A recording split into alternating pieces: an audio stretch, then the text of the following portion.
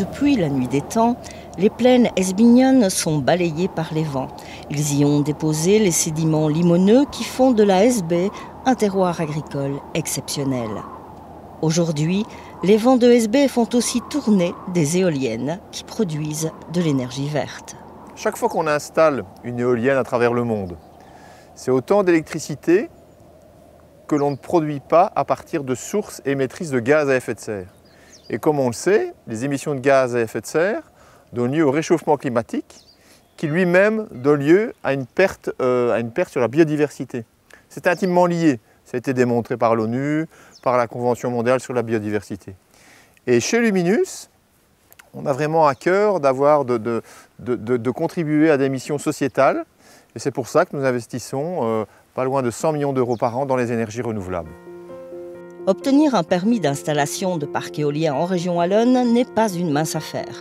Il faut notamment prévoir une longue et très sérieuse étude d'incidence des engins sur la faune locale. Ce sont les populations d'oiseaux et de chauves-souris qui risquent le plus souvent d'être impactées. Pour que rien ne soit laissé au hasard, un sous-traitant de Luminus installe ici un mât d'une hauteur de 100 mètres. Il va permettre d'enregistrer durant 1 an les passages de chauves-souris là où est envisagé d'implanter une éolienne. Les données récoltées seront analysées par un bureau d'études agréé par la région wallonne, de même que les relevés de présence d'oiseaux qui seront fournis par des ornithologues également agréés. Ensuite, si l'étude montre qu'une implantation est possible, Luminus devrait introduire une demande de permis qui prévoira des propositions pour limiter les risques et pour compenser une éventuelle incidence résiduelle. Les risques liés aux chauves-souris, on parvient maintenant à très fortement les limiter. Pourquoi? Parce que nos éoliennes sont équipées de modules, de petits appareils qui permettent d'arrêter les éoliennes lorsque des chauves-souris s'approchent des éoliennes ou, comme on dit, en période de forte activité des chauves-souris. Pour les oiseaux, là, nous mettons en place ce qu'on appelle des mesures compensatoires et les résultats que nous y enregistrons sont vraiment très encourageants.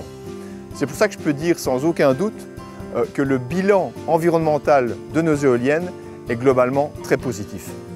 En Hesbaie, des ornithologues passionnés fréquentent les abords des parcelles agricoles où sont installées des mesures compensatoires. Ils y font régulièrement des observations assez exceptionnelles. En Wallonie et en Belgique, rarement l'occasion de voir un spectacle pareil. On trouve des centaines de linottes, on peut trouver des centaines de pigeons colombins, on peut trouver des dizaines et des dizaines de bruants, des roseaux.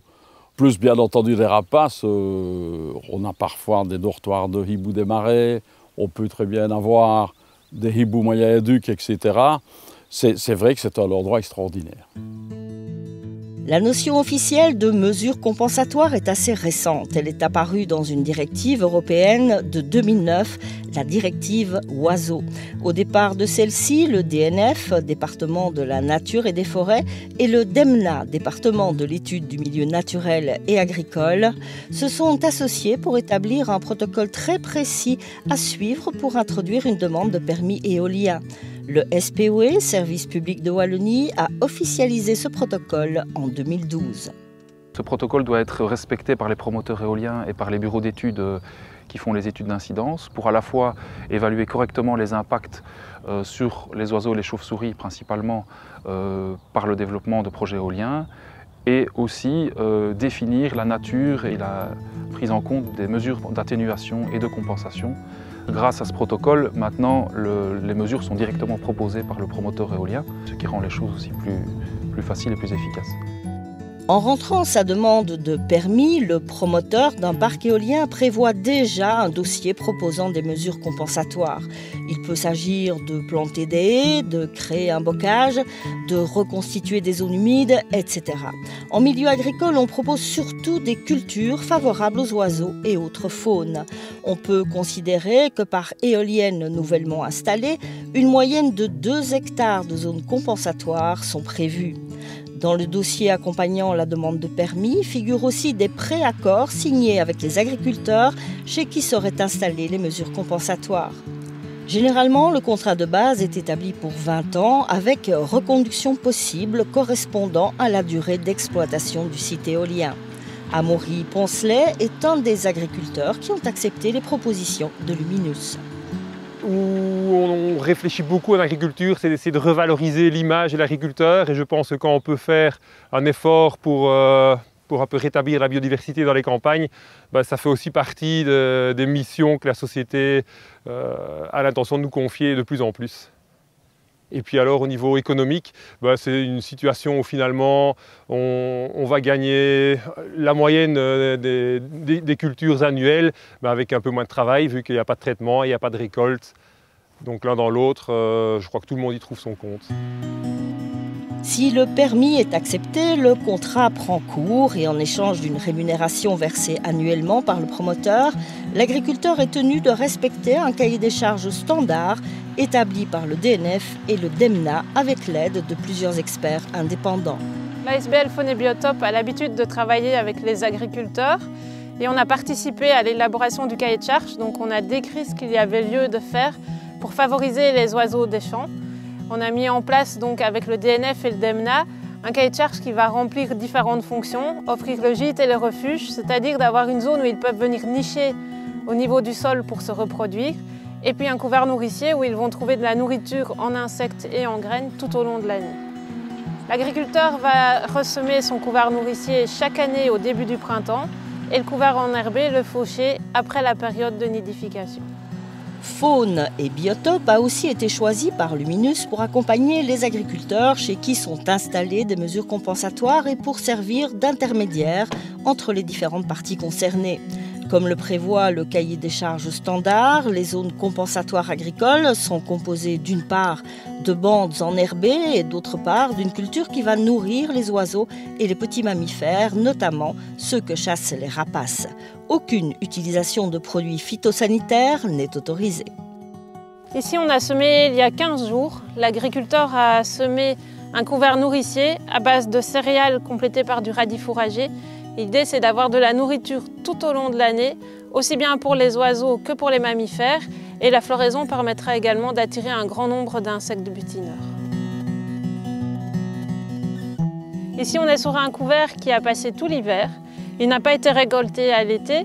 Et l'idée était de fournir des graines pendant toute la mauvaise saison pour les oiseaux. On a l'avantage de se retrouver avec du radis fourragé en grande quantité qui a le bénéfice de garder ses graines enfermées dans une cosse, dans une gousse qui va ne pas s'égrener, donc les graines ne vont pas tomber au niveau du sol. Les oiseaux pourront venir les picorer directement dans la gousse pour les consommer tout au long de l'hiver.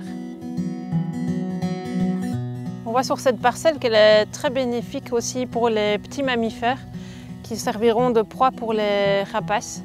Et donc on a toutes les galeries de petits mulots, campagnols qui sont présentes dans le couvert.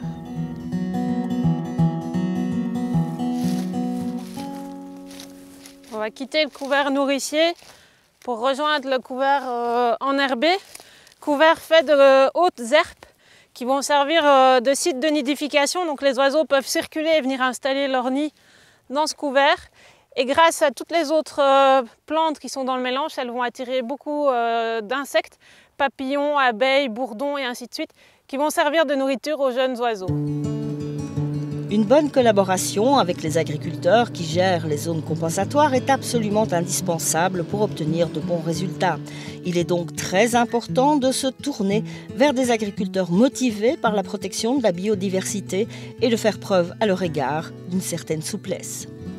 Disons que le cahier des charges est relativement contraignant, mais ça se passe dans un cadre beaucoup plus constructif qu'une mesure environnementale, par exemple, qui est décidé par des cahiers de charges européens et où les contrôleurs de la région wallonne sont excessivement stricts. Ici, c'est le DNF qui a à charge de mettre les cahiers de charges sur la table. Et donc, on a beaucoup plus, j'ai l'impression, de marge de manœuvre, de marge de discussion quand un problème ou l'autre se présente, une mauvaise levée ou un assalissement. On peut des fois trouver des solutions tant que la biodiversité et l'habitat des oiseaux n'en souffrent pas. On a remarqué que pour les mesures compensatoires fonctionnent bien, c'est qu'il est nécessaire d'accompagner l'agriculteur. Il faut qu'on puisse lui expliquer tous les besoins des oiseaux et en même temps de concilier lui aussi ses habitudes. Il est de bonne volonté, mais il faut lui rappeler qu'il y a des dates auxquelles il faut intervenir Pas trop tôt, pas trop tard, trouver le juste milieu pour ne pas détruire d'éventuels nichés par exemple. Et ça c'est une des difficultés, c'est de se mettre en tête que le but c'est pas de produire, le but c'est de sauver un maximum de nids, d'amener une alimentation équilibrée aux animaux pour passer l'hiver. Et nous par exemple qui avons l'habitude de labourer par exemple les sols en début d'hiver pour laisser le gel améliorer la structure, ici on doit comprendre que non, le but c'est pas d'avoir une bonne structure, le but si on fait que 5 tonnes de céréales au lieu de 10 pour alimenter l'oiseau, l'important c'est que l'oiseau soit là. Et c'est pas d'avoir le plus gros rendement possible, on doit se mettre ça dans la tête. En vue de favoriser les meilleurs résultats dans ces zones compensatoires, Luminus va au-delà de ses obligations, en chargeant également faune et biotope d'une mission d'observation ornithologique. On vient donc observer les oiseaux tout au long de l'année pour voir comment ils répondent aux mesures et si l'objectif est bien atteint par les mesures. Alors ça permet de modifier quand c'est nécessaire le cahier des charges et on peut s'adapter à la réponse des oiseaux également.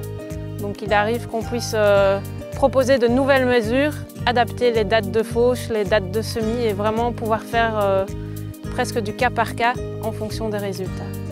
Les scientifiques du DNF et du DEMNA vont d'ailleurs expérimenter une nouvelle stratégie pour inciter les nombreux rapaces qui chassent les petits mammifères sur les zones compensatoires à aussi s'y reproduire. L'avantage serait que, sur ces espaces protégés, aucune machine agricole ne risque de détruire une nichée, contrairement à ce qui peut arriver sur une parcelle normalement cultivée. On est en train de travailler sur un nouveau mélange qui permettra d'avoir un couvert plus important au printemps pour espérer accueillir des nidifications de rapaces, notamment de busards. Et donc voilà, il faut savoir que les busards utilisent très fortement les bandes en chasse, mais actuellement, comme les mesures visent plutôt à avoir un couvert de graines le plus important possible en hiver, elles sont en fait ressemées à chaque printemps.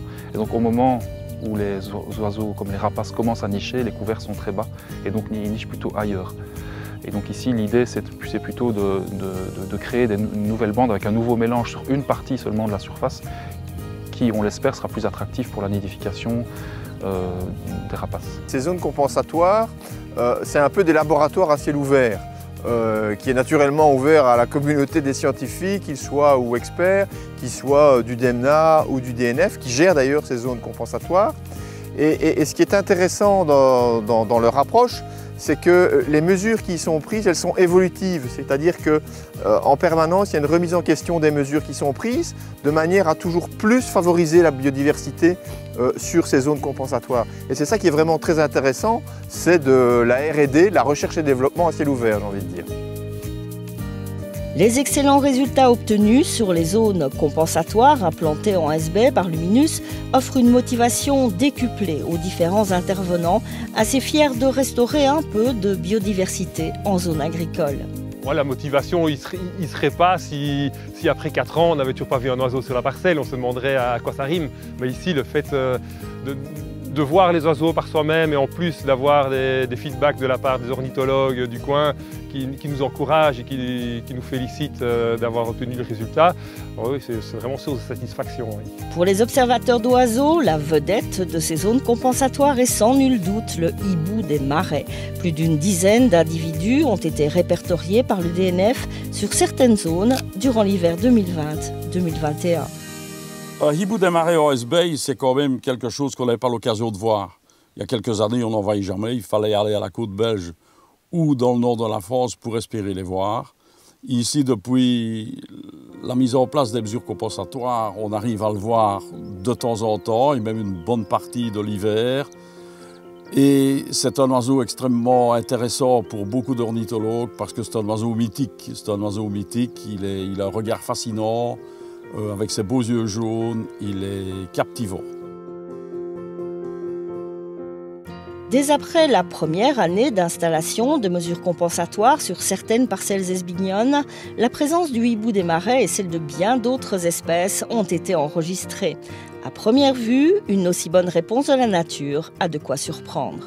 C'est sûr qu'on voit que la réponse est rapide en tout cas, donc c'est plutôt encourageant. Maintenant, c'est sans doute aussi un signe que Le maillage écologique étant tellement faible en SB que les animaux se réfugient sur les seules zones qui sont encore favorables, que ce soit les mesures compensatoires mais aussi des mesures agro-environnementales en général dans les plaines agricoles.